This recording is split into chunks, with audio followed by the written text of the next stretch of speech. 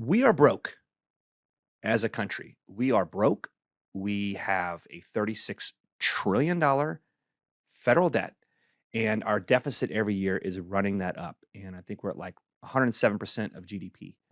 Get ready for a new episode of KP Talks Dollars and Cents. Learn financial literacy and get real-time updates on all things housing, finance, and real estate. So let's get started. Here's your host, Kevin Perenio. Hey, it's KP coming to you live from Corona, California. Trying something new here today with my fat riff, if you will. I don't know if anyone has heard that song, but there's a meaning to it, and I'll get into it here shortly. It is National Women's Month, Women's History Month, and that started in the month of March. And March 2nd was also the Texas Independence Day. In 1836, on March 2nd, the Declaration of Independence was declared by the state of Texas, and it also became a republic, the only state in the union to do so. Speaking of women's history, my mentor in the business, Leslie Inman, and her sister Amy, shout out to both of them. They were part of a very rich women's history organization in Texas called the Daughters of the Republic of Texas. And so they are related to a lineage of those that founded that great state. And I would be remiss also if I didn't say Ramadan Mubarak or what's it, Mubarak? Kareem Ramadan.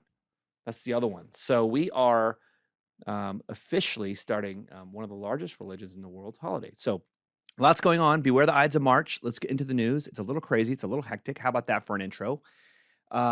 I'm going to talk about tariffs today. And for those that have kids and they play Wordle or what those games are, I wrote the word tariff and I tried to come up with another mixing of the word, and it came up with fat riff.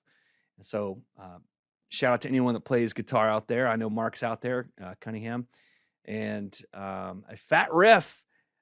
So I go to YouTube and I Google it, and there's a music playlist called Fat Guitar Beef Riff. And the first song, Everything Not Saved Will Be Lost. That was the first song on the list, and I just jammed it. I don't know if I just by chance found that, but tariffs are a big deal right now. And but not for the reason that everyone was saying it would be. They are not inflationary. They are not starting a trade war or a prolonged trade war. In fact, the uncertainty of the tariff policy has done quite the opposite of cause inflation. It's caused deflation, or at least disinflation. So we're going to get into all that. I am not a financial advisor. I am not responsible for your losses. And there were many on paper today. Hopefully you're diamond handing at all your assets and you are not selling. I am only responsible for your profits. But a lot of news came out. And the biggest one, obviously, is tariffs. And so we're going to talk about how the intersection of all of the weakening data in the economy and the uncertainty surrounding so many things, not just tariffs or fat guitar riffs or whatever, are all intersecting. And the 10-year Treasury is at 4.14, and after hours, the 2-year Treasury yield is under 4%. That gives a full green light for the Fed to cut another quarter basis point. That's the market rate. They're probably not going to do it at the meeting in just a couple weeks. 2 weeks from tomorrow, they start the meeting, and then they have the press conference 2 weeks from Wednesday. It's jobs week. So we're going to talk about labor and what's going on with that. The setup is for about 160,000. I've seen some reports say 150,000 jobs to be created in the month of February. Now, remember, the second week of February, let's just say like February 14th, right? They call it the reference week. So basically, all the data from the second half of January to the first half of February will show up in the February jobs report. And will we see softening? Will we see weakening? Will we see in a couple months when they do their quarterly revision, when they re-verify back with the states and when employers actually pay insurance for employees, that number come down? We saw a revision upward of PCE inflation in the month of December, which I talked about on Friday. So instead of a 4.54, a 2.54 reading on the PCE, we had a 2.64. So a two handle nonetheless. But let's talk about jobs. So If you are a business owner and you are uncertain because of the political landscape and tariffs and how it's going to impact your business, you might just pause hiring. And so that's different than firing, which if there are losses due to slowing economic growth or whatever the case may be, then the firings come later. But we have tons of data this week. We have job opening, labor turnover, quit ratio, ADP payroll, and of course the big one, jobs report, and weekly jobless claims every Thursday. So jobs week, super important. Last week was inflation from the Fed's preferred measure, but everyone's talking about tariffs and the uncertainty that has brought to the market. Did not bring inflation. It's literally doing the opposite. So anyone that typed anywhere on this platform, they're inflationary. And I think some of us reply to those comments. You might want to wait and see. Just like you might want to wait and see what's going down with this Ukrainian, Russian, United States, I guess, peace talks, if you will. So yes, there was a blow up. It was very interesting and odd in the White House last Friday, but things will play out and more information will come out that we don't know about. And I know that everybody wants to talk like they know everything right now on this platform. I don't know what the hell's going on. I don't know what's going to happen next, but I'm trying to triangulate and make my best educated guess, or at least talk about it with the community down below. We are broke as a country. We are broke. We have a $36 trillion federal debt, and our deficit every year is running that up. And I think we're at like 107% of GDP, which, by the way, I read an article on Axios this morning that said, hey, well, what about GDP when you take out government spending? So like we're a $29 trillion economy GDP wise, but if you take out government spending, we're only like just under a 25, you're like a $24.5 trillion economy. So, even though traditionally, obviously government spending and government jobs, everything all contributes and counts to our gross domestic product. But consumer spending is really what drives it. But, this is an example that was in the article, Axios, which leans left. So please don't at me if you're on the left. But it said, if you have 1,000 analysts on staff, because analysts, they know how to run businesses, and all analysts out there, they really know their stuff, right? While we sit in the chair and get our teeth kicked in when rates go up. Anyway, I digress. But, you got 1,000 analysts deciding to buy one tank. So those 1,000 payrolls of government employees, that's not the most efficient use of our money. There's a lot of inefficiency being uncovered. So back to the Ukraine-Russia war. Just come from, this is my thought. We are broke. We're on an unsustainable path. Should we be sending $200, $300, $400, $500 billion in an endless war? I don't want to get into like the murder and the craziness and Putin's thoughts. And like, I get that. Trust me. Like, I love fighting for freedom. I love democracy around the world. But at some point, every war gets to a phase where it's time to wind down the war and make peace. And so I feel, and I think the majority of the country feels, that it's time for a peace to be brokered. That means you have to actually deal with a dictator in Putin. You have to actually deal with someone who's brutal and ruthless and, cherishes values that are completely against everything that America believes in. People are dying on both sides, men, women, and children. Their economy is being ruined. And I don't know when. I mean, why not now, right? Why not now when we're broke and we have people in North Carolina living in tents, and we have people right up here in LA that are homeless, and we have wasteful spending and fraud and abuse. And so this isn't an endorsement for the Trump administration. I'm just saying at some point, all wars need to end, right? It can't be endlessly going on forever. Look at every war we've ever fought in. You run out of money, you run out of will, you run out of bodies. I don't know. So feels like the time is right to wind the war down. Didn't see it ending on Friday after that press conference, but I'm sure some more information will come out, and hopefully they can broker a peace accord. That would be nice to see. This is very reminiscent of the Yalta Peace Accord, where basically China, Russia, and America got together in Yalta, which is in Crimea nonetheless, and divided up the world and said, hey, you guys go here, here, here.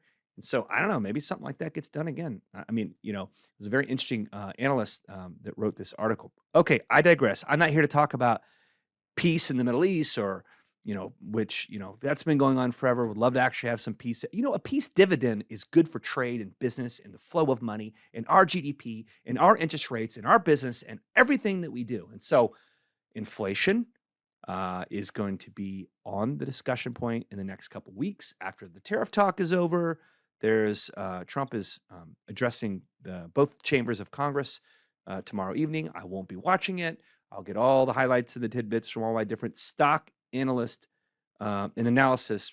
No frills, no fluff, no anything that will make me feel one way or another. I mean, I read in one of my articles that someone is going to be an unfortunate disabled veteran that was fired because of Doge is going to be wheeled out there and paraded and shown on the camera.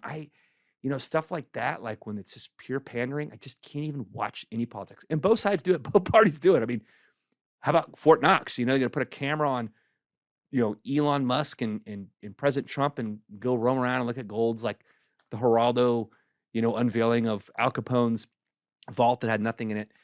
Which, by the way, the gold is there. And there's also gold in West Point. And there's also gold in a Denver Mint. And we book our gold at like $42 an ounce when it's just under, 3,000 an ounce. Like we have like over $700 billion that could be on our balance sheet. But some of it is leased out. And so that's not going to come up on the camera. That comes from a forensic audit, as JP Morgan Chase or some other entity using that gold that we hold to sell bonds or be leased out or use to backstop, some kind of financial instrument. That's the real audit that needs to happen, not the political theater, although it would be cool to see what it looks like in Fort Knox. Okay, so Institute of Supply Management released its latest manufacturing purchasing manager index, the PMI number for manufacturing. Remember, we went like 26 months below 50, which is contractionary, of manufacturing in this country going down. We just had our second month in a row of positive, above 50, barely, but above 50, and growth, expansion.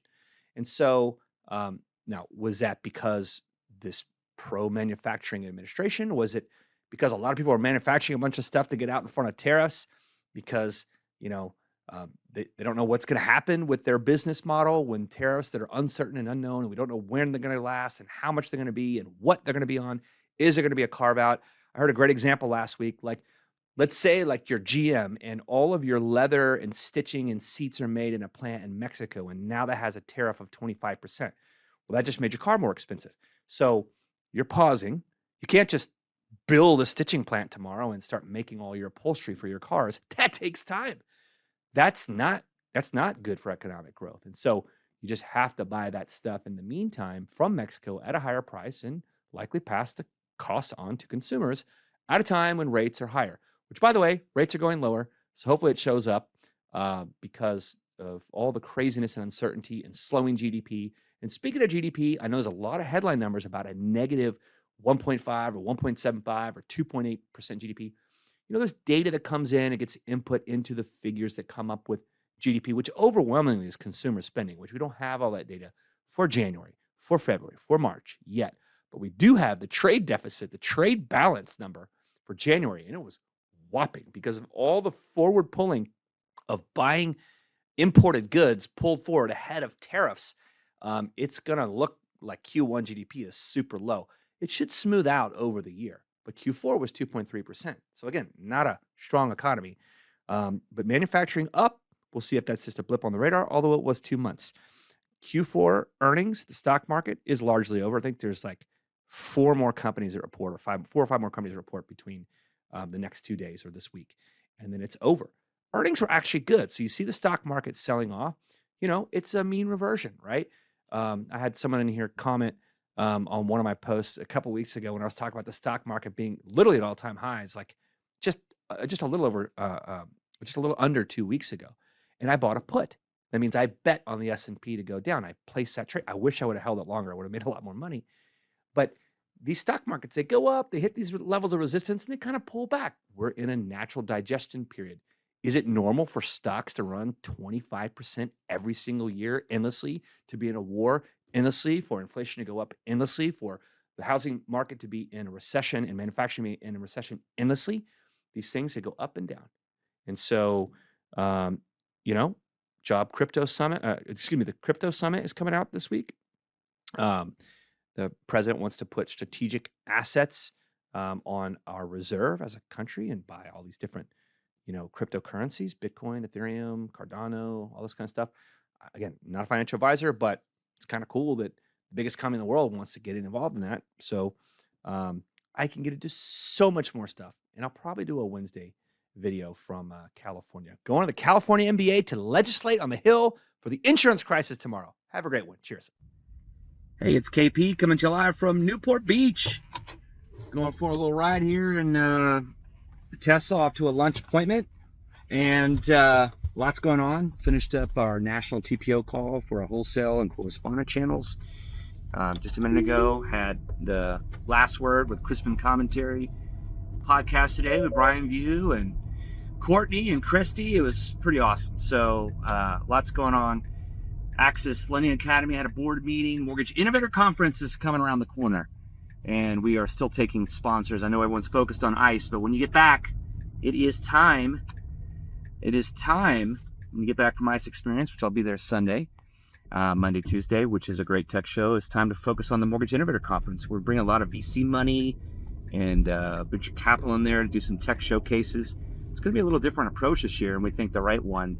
The industry needs this. There's definitely a gaping hole for that. So, all right, what's going on in our world? Well, rates were like the lowest in 4 months. Our lock pipeline this month is double what it was through the first 4 days of March versus the first 4 days of February. February locks were up over January, and we had 2 huge lock days. So I know people are starting to feel the rate improvement. Now, of course, we know rates don't go down in a straight line. And but what's interesting is, with only a 2.3% GDP in the fourth quarter of last year, and with a growth scare that we have right now because of tariffs, the bond market is maybe sniffing out something. Remember, they're risk managers. They don't like getting caught on the wrong side of rising interest rates, but they came down. They touched 411 on the 10-year Treasury, and now hovering in that 420 to 430 range the last couple days. What they're sniffing out is softening labor, all right, and slower economic growth. And so I thought it was interesting when it comes to tariff talk. A lot of people that spoke out first about tariffs is that they're inflationary, and they're turning out to be the exact opposite. So some of us took a wait and see approach to see the data, and the data has shown that businesses are scared to hire. They're not sure how to plan. They don't know how expensive goods will be from China and Mexico and Canada, and they don't know how to hire into that. And you've got consumers that have been strapped, losing all their savings and living paycheck to paycheck, and ramping up their credit card debt the last 3 years. And so businesses aren't sure how to handle that. And so what we have is actual slower growth, which is disinflationary. So it's literally the exact opposite of what everyone's been saying and I've been reading out there. And so I'm not sure long term, the way that this administration, like they put them on, they roll them back, they announce them, they use it as a negotiating tool, they try and cut deals, try and cut a mineral deal with Ukraine. It's a negotiation, and I don't know how they're all going to play out. My guess is ultimately, like any good politician, this administration will claim victory in all things. But is it victory when the economy slows down? Is it victory if you lose your government job? Is it victory? I don't know how you define victory, right? But all wars end. So we're trying to end 2 wars in Gaza and in Ukraine, try and get some hostages back. And we're trying to not start a trade war and maybe end some imbalance in trade, and also in this war on our tax money where the government spends at no end, and it's our tax money that goes to fraud, waste, and abuse. And so there's a little bit for everyone here. There's no right answer, and but we're just going to watch all the data. The 151,000 jobs created in February, which is the first 2 weeks of February, so probably not going to count some of the jobs that were cut in the second half of February of government employees until the next employment number. So it was a little bit of a miss. I think 160,000, I think was the estimate. Unemployment rate went up to 4.1%. Participation rate went down. Now, what's interesting is the U6 unemployment rate, which is like anyone out there looking for jobs, part-time, gave up searching, can't find it. There's different ways that people are counted. That's over 8%. And it's the highest it's been since the COVID era. So 8% unemployment on the U6 number, 4.1% on the U3 number. The Challenger report was very interesting because it said that there's like 170,000 jobs cut in the month of February, the Challenger job cut report, half of which were government jobs. Now, that has not shown up in this BLS jobs report, and it might on the next one. So again, labor softening, continuing claims came out yesterday. It's still right around 1.9 million. And that's, again, sign that it's harder to find a job once you lose it with continuing claims. The JOLTS report is coming out next week. So they didn't do jobs week this week. They're doing it next week. And that's a big one. Job opening, labor turnover, the quit ratio, another data point that we'll get next week for jobs. So, we're watching, just sit back and watching. In the meantime, good news, bad news is good news. Bad news in the economy is good news for interest rates, which we need it. We've been in a recession. We've dealt and taken our lumps for 2.5 years, almost 3 years now. So we need the good news. And we don't like it to be at the expense of jobs, obviously, of other people. But, net, if you believe the jobs numbers, people are still hiring and there's still, job openings and people can find a job. And so I'll say something that I said that was a very interesting topic. I'm just talking about macro data. I'm not trying to sound heartless. We talk about these things because they're real. They affect people. And shit, all we do is put people in houses, especially people who are underserved. That's what we do at our company. So we have a heart, but my heart is anchored in my faith and my health. And not everyone has either.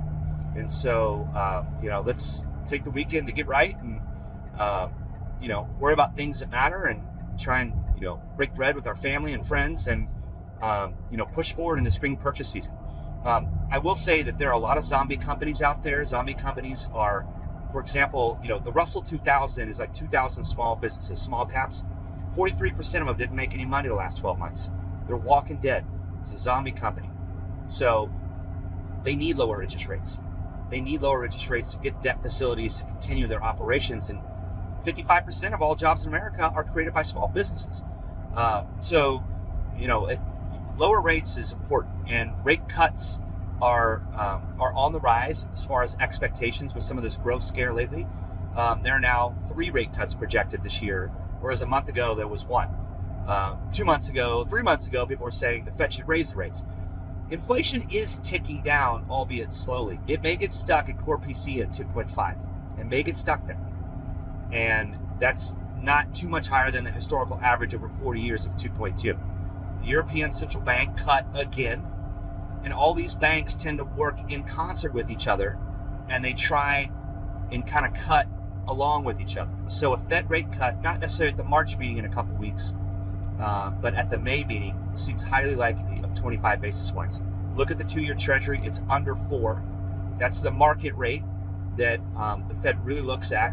When it dives down, it's usually a bet that the short-term economy could enter a recession or see a growth scare, which gets the Fed off their butt to make a cut. The Fed funds rate is between 4.25 and 5 right now, so 4.375, and the 2-year Treasury is now under 4, so or right at 4. So that gives a clear runway to do a 25 basis point cut. Probably won't do it in March. They'll probably wait another, let's call it 8 weeks from now, a little less than 8 weeks. But they will put a dot plot out at their next meeting in just under 2 weeks. So they're going to put what they think about GDP, unemployment, inflation, Fed rate cuts, all that stuff. So it's super important in that meeting coming up. I will see you at ICE Experience, and then we'll turn our focus to Mortgage Innovator Conference. Thank you so much to the California Mortgage Bankers Association. We had our board meeting Wednesday in Sacramento, and we legislated on behalf of the entire industry. Same CMBA that puts on the Mortgage Innovator Conference. So please come out and support us, and the Westland Secondary and CREF, and trying to get the housing insurance crisis solved. And California is an anchor market for insurance companies like State Farm and Farmers. So we're trying to get them to push legislation through to make sure that they'll build their portal faster to take in catastrophe modeling and bids and pricing from the insurance companies and approve them faster so they can go to market and get more policies written, not cancel, do more renewals, have more of a market share in this state that's been devastated by wildfires. Have a great weekend. Cheers. You've been listening to KP Talks Dollars and Cents, a top-rated show for those who want to learn about the economy and mortgage environment. Tune in each week for more episodes, and please leave us a 5-star review on Apple Podcasts and Spotify. Kevin Perenio does not render or offer to render personalized investment or tax advice through KP Talks Dollars and Cents. The information provided is for informational purposes only and does not constitute financial, tax, investment, or legal advice. For more info, follow KP Talks Dollars and Cents on all of our social channels.